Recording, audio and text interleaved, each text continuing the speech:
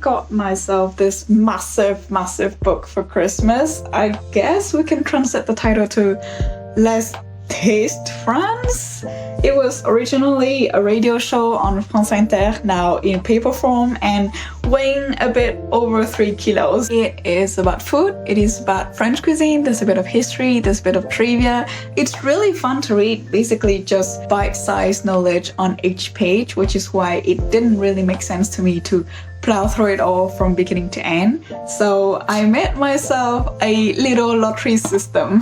So every night I would pick a few of these tickets and I would read whatever would be on the pages with these numbers. It is a beautiful book. The infographics and illustrations are stunning, and obviously they couldn't have made a book about food without recipes. Yesterday we already tried their Waldorf salad recipe with celeriac and apple, and we had it with some grilled cheese. I had never prepared celeriac previously, so it was nice to learn how to eat it. I thought it smelled really funky and very weirdly like the swimming pool, but the salad turned out to be really enjoyable. I'm really glad to discover a new vegetable, and I've still got another half a celeriac in the fridge. So today I think I'm gonna try out their recipe for pot-au-feu. There are only 2 of us, so I can't exactly follow their recipes as written, but I'll make sure to remember the little tips. Pot-au-feu takes quite a while to get cooked, so I think we should get going.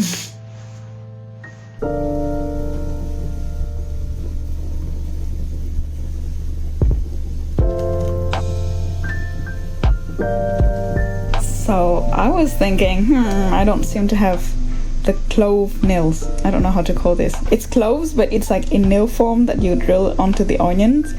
And I was thinking I didn't have this, but then I remembered that I have fir spices. And legends had it that fir actually came from pot-au-feu.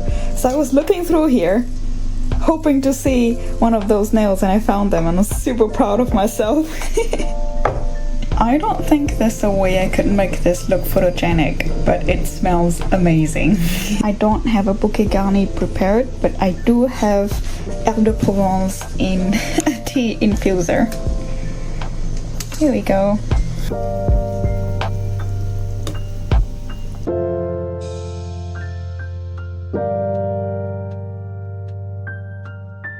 The best thing about pot-au-feu is honestly what you do with the leftover.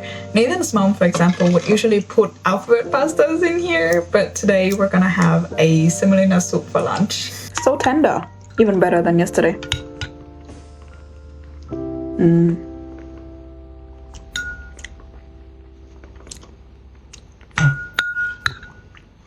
It's so comforting. It is our 3rd day with the pot-au-feu broth. I am reheating all the leftover veggies, and then we're gonna blast it all off into a soup.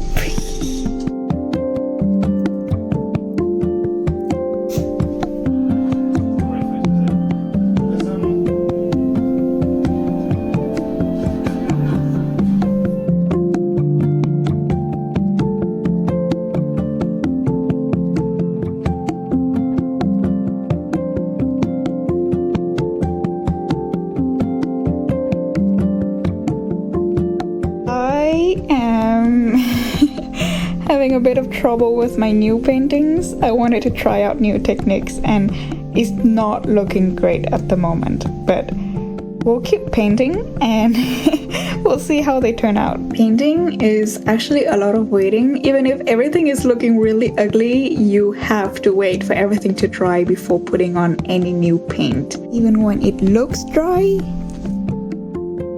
it's actually still moist.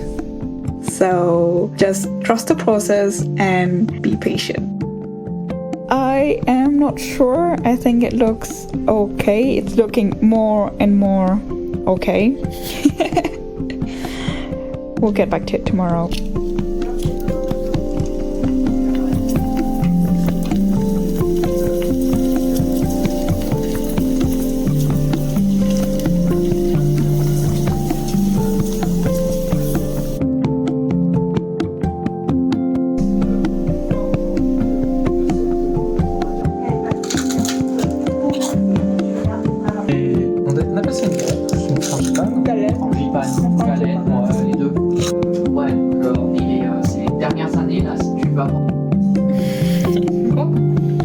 C'est pas mal, hein? Ouais. Ah oui, tu sais pas ce qu'on mange, mais c'est genre... C'est la cannelle, non? Non. Amande, poivre, épices. J'ai mangé la galette, j'espère juste tout le temps pas avoir la fève parce que... Les ustensiles, c'est qui nous permettent de nous essuyer les mains.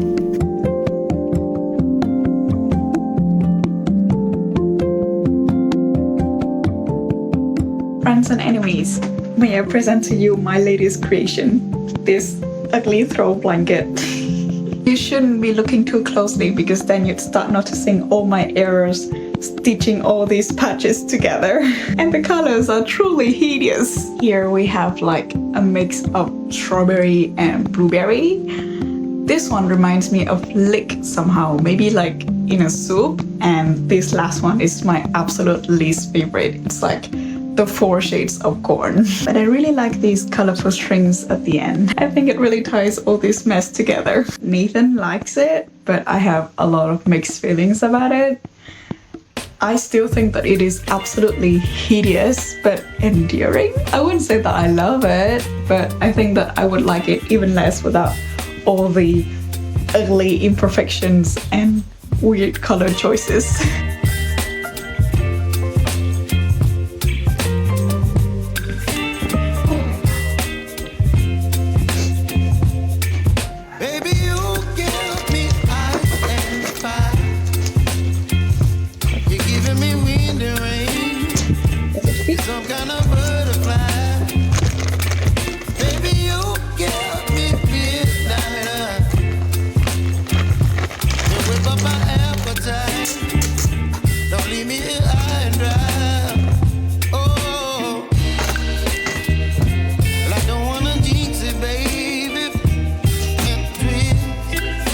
I am currently listening to Big Flo and Oli.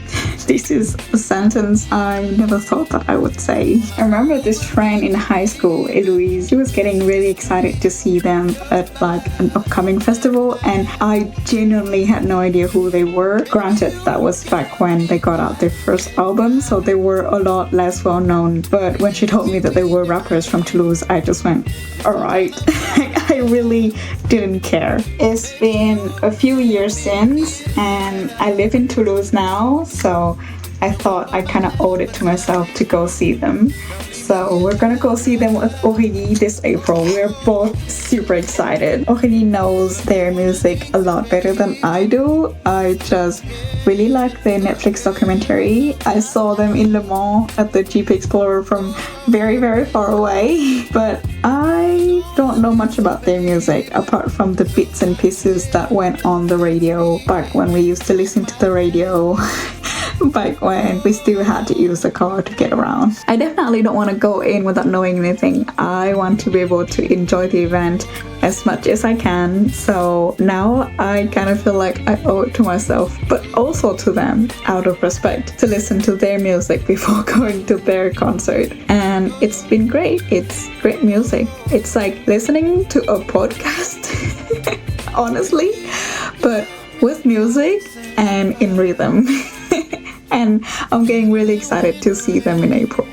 My little plants are definitely happy in the sun, and the Christmas present that I bought for Nathan has finally arrived a month later. It is Vietnamese coffee, grown in Vietnam, roasted in Brooklyn, and Nathan is brewing himself a cup right now.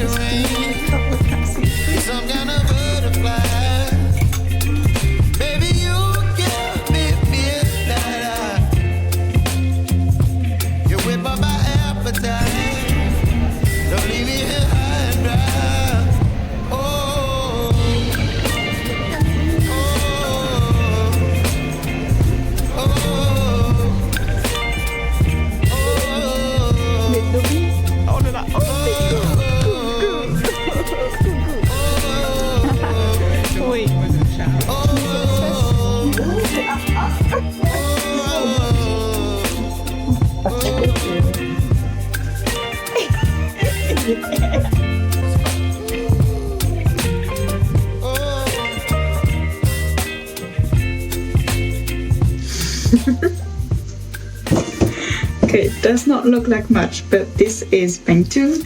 It is a traditional Vietnamese food that we eat for Lunar New Year. It is pork and beans. I think it's green beans wrapped in sticky rice, wrapped in leaves. I don't think it's banana leaves, but I don't know the name in English. And it smells amazing, and it tastes even better fried. So that's what we're gonna do today. And I'm gonna show you how to cut a bangchim. So you can cut a bangchim with just regular knife, but it is very thick and it's very sticky, so it's not a great experience. It's so sticky. So I bought these 2 bangchim this year from fellow Vietnamese living in Toulouse. I personally don't know how to make bangchim. I just know that it takes like a whole day and you gotta boil it for a whole night. I've always been very jealous of the people whose family makes bangchim every year. My family we don't know how to do it.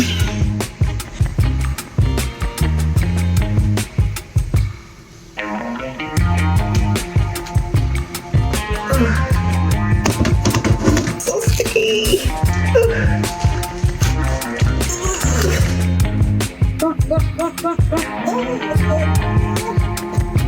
Nice.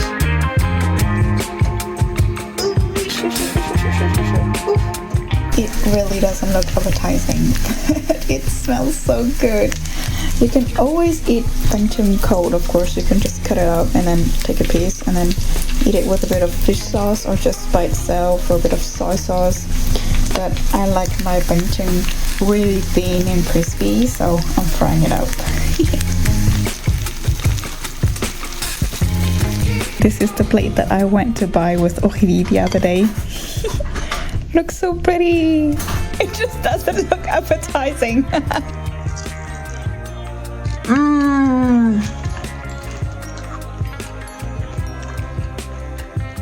Oh my god, it's so good.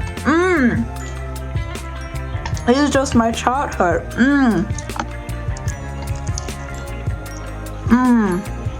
All dried up. Even though I mixed the right amount of fertilizer into the water, I overwatered the mango plant, and so it's got way too much fertilizer on its soil. That is definitely going to teach me to be more careful next time. But on a brighter note, my 2 lychee plants are doing great. Look at how cute.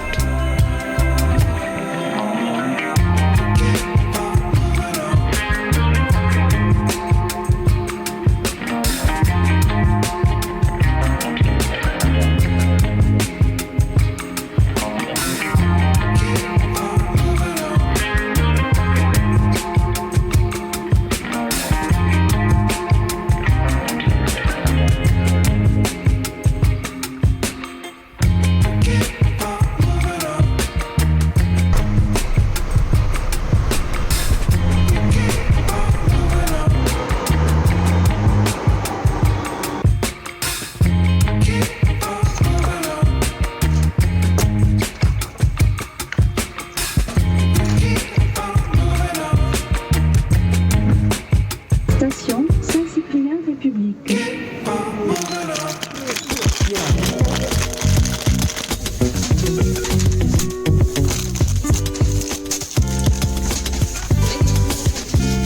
Let us admire the pathetic amount of snow.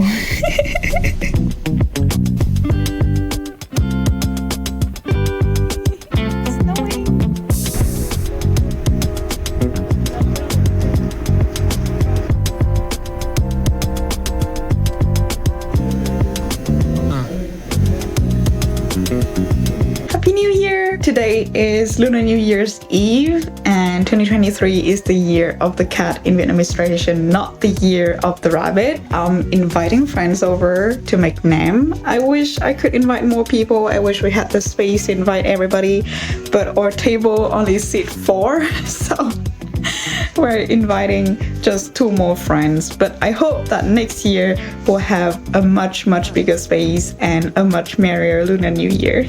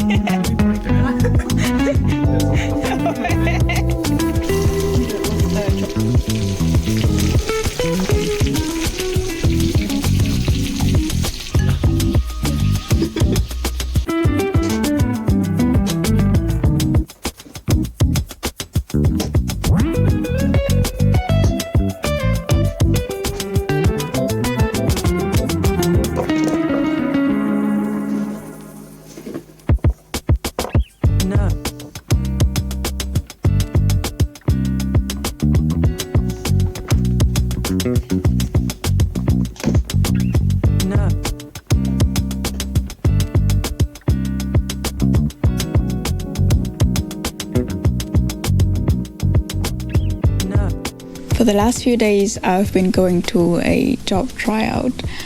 My last job lasted for about a year. I was accounting assistant for this company while finishing up my bachelor's degrees. I didn't make any friends. I just went to work, came home to study for my exams and trying to draw whenever I could. I didn't want to fail my last year. I think I had enough of school for this lifetime, so I didn't want to fail any of my exams.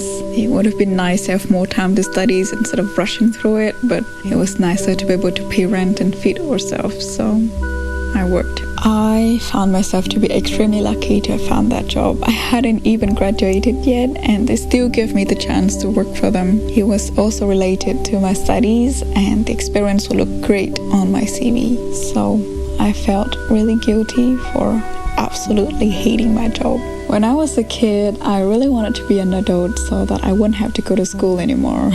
And my last job was actually a pretty cushy office job. The pay was also good, so I really tried to hold on to it, but it terrified me to think that that was how it would be for the rest of my life. I hated the environment.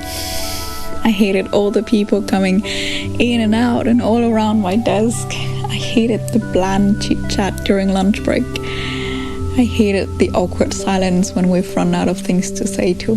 I hated commuting there, and I grew to hate my colleagues. I hated the micromanagement, I hated the politics, and most of all, I hated the meaningless, brain-rotting work. But my mom told me that it was the same everywhere.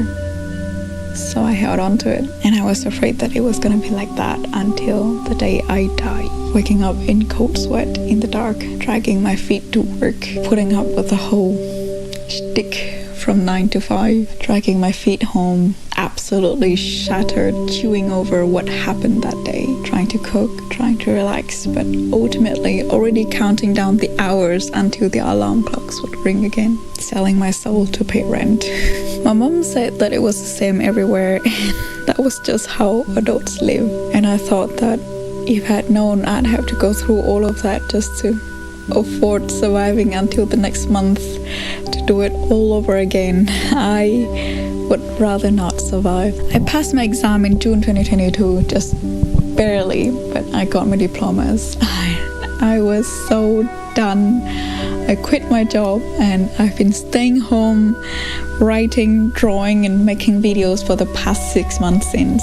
But it is now January 2023, and I thought that it was time that I got back out there and find myself a real job.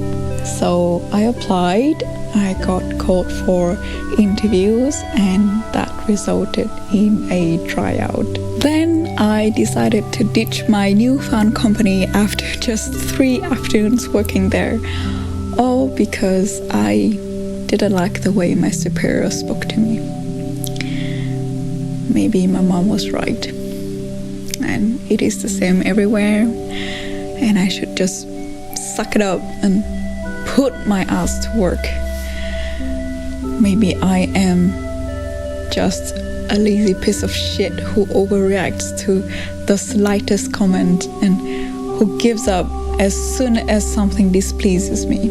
Maybe it is too much to ask my employer to talk to me respectfully. Maybe it is because they pay you, that they own you, and that gives them the right to walk all over you and say whatever they want to you. How hard is it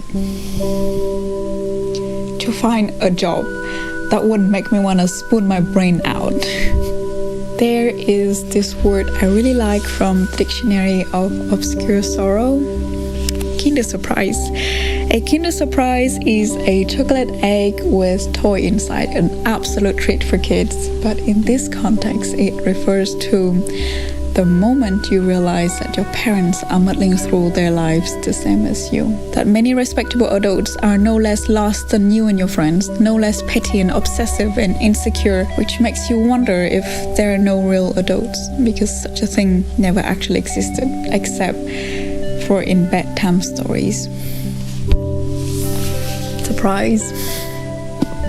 Nobody knows what they're doing. turns out adults are just kids playing pretend all along. And my mom was wrong. She was proven wrong when Nathan found his current job, a wonderful job I never knew could be possible. His colleagues are fun and kind. He learns so much from his superiors and he enjoys his responsibilities. So my mom was wrong. It doesn't have to be like that. You don't have to put up with bullshit just because most adults do so to feed their family. So there must be a job somewhere that I wouldn't hate. And if it's not this one, there will be others.